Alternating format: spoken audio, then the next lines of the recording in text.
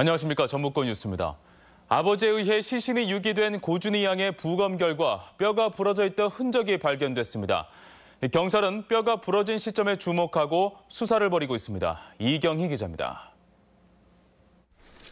숨진 채 야산에 버려졌던 고준희 양의 시신에서 뼈가 부러진 정황이 확인됐습니다. 국립과학수사연구원은 경찰에 1차 부검 결과 준희 양 양쪽 갈비뼈 등 몸통 뒤쪽 뼈 여러 개가 부러져 외부 충격으로 인한 손상이 의심된다고 알려왔습니다. 하지만 경찰은 숨을 거두기 전 늑골이 부러졌다면 출혈이 확인돼야 하지만 시신에서 아직 혈흔은 발견되지 않았다며 타살 가능성엔 신중한 입장입니다.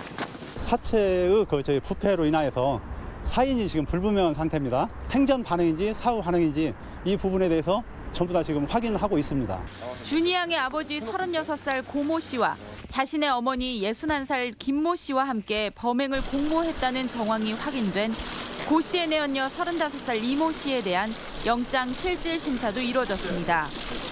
법원으로 향하기 전 취재진 앞에 선 이 씨는 고개를 푹 숙인 채 어떤 질문에도 묵묵부답이었습니다.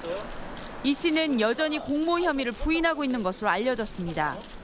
억울하신가요? 준희 양의 아버지와 내연녀의 어머니 모두 이미 숨져있던 준희 양을 유기했을 뿐이라는 주장을 계속하고 있는 가운데 경찰은 준희 양의 사인을 밝힐 만한 명확한 증거를 찾지 못하고 있습니다. MBC 뉴스 이경입니다. 오늘 새벽 1시 반쯤 장수군 장수 47살 고모 씨의 가요주점에서 고 씨의 동거남 48살 박모 씨가 불을 질러 고 씨와 여 종업원 등 2명이 화상을 입었습니다. 경찰은 고 씨가 다른 남자와 술을 마신다며 동거남 박 씨가 휘발유를 뿌리고 불을 지른 것으로 보고 박 씨를 붙잡아 조사하고 있습니다.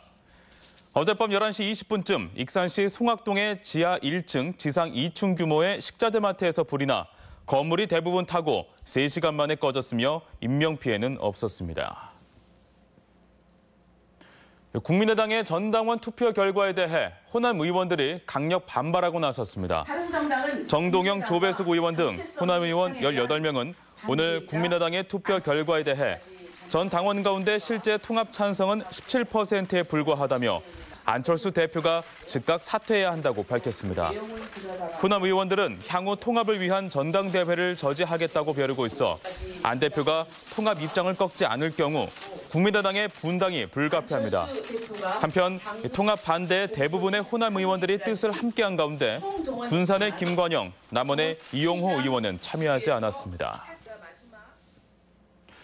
이제 잠시 뒤면 2017년은 역사 속으로 저물게 됩니다. 돌이켜 보면 지난 1년은 촛불 민주주의의 해라고 말해도 과언이 아닌데요.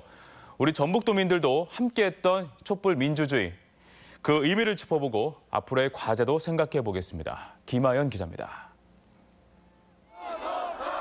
송박영신, 시민들은 2017년을 이렇게 맞이했습니다.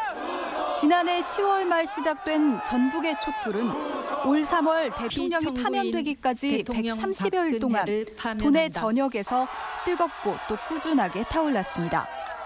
이어진 5월 조기 대선.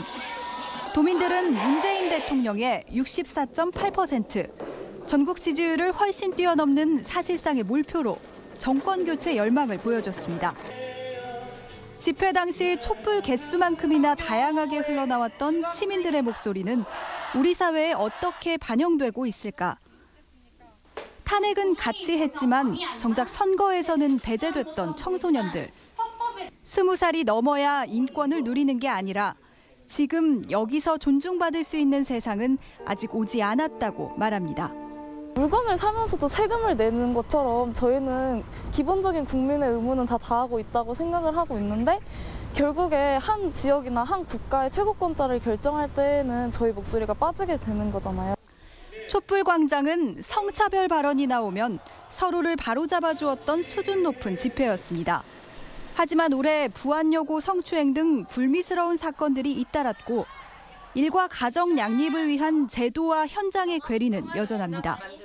여성 혐오, 차별, 폭력 이런 거에 어떤 적폐들이 청산돼야 하는 시기라고 생각하는데 가장 중요하게는 국가 정책으로 어떻게 그게 집행되는지. 노동자들 앞엔 비정규직의 정규직화라는 큰 이슈가 놓여 있습니다. 공공부문에서 모범적으로 정착돼야 민간에도 점차 확산될 것으로 노동계는 보고 있습니다. 처우는 개선되지 않고 그냥 이름만 비정규직에서 정규직으로 바뀐 사례들이 있는데 가장 대표적으로 가장 최근에는 전북대학교 청소노동자들 사례가 있고요. 지방자치 20년, 전북 정치권도 과제가 많습니다. 특정당의 오랜 독점 구조 속에 혁신보다 권력 유지에 골몰해온 전북의 정치는 여전히 개선되지 못했고 지방분권 개헌 논의는 최대 당면 과제로 떠올랐습니다. 중앙정부의 모든 걸 의존할 것이 아니라 지역 정치가 우리 지역민의 경제, 삶, 생활을 반영해내고 그것을 발전시킬 수 있는. 촛불광장의 외침은 무엇보다 직장과 학교 등 일상으로 이어져야 합니다.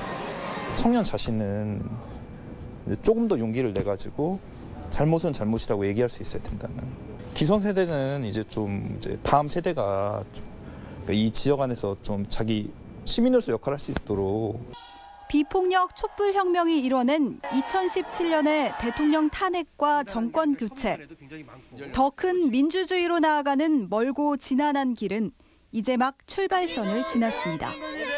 MBC 뉴스 김아연입니다. 새해 첫날인 내일 아침 전북 지역에서는 해돋이를 볼 수 있을 것이라고 전주기상지청이 예보했습니다. 전주기상지청은 내일 아침 전북 지역은 맑은 날씨 속에 대부분 지역에서 해돋이를 보기에 지장이 없을 것이라고 밝혔으며 해돋이 시각은 전주가 아침 7시 41분, 부안 7시 43분, 군산 7시 44분이라고 예상했습니다. 한편 오늘 밤과 내일 새벽 사이 눈이 내리는 곳이 있겠으며 서해안에는 황사가 나타나는 곳도 있겠습니다. 전라도 정도 1000년을 기념하는 행사가 새해 첫날 광주에서 열립니다. 전라북도와 광주시, 전라남도는 광주 5.18 민주광장에서 10시 반부터 타종 행사를 갖습니다. 전북권 뉴스였습니다.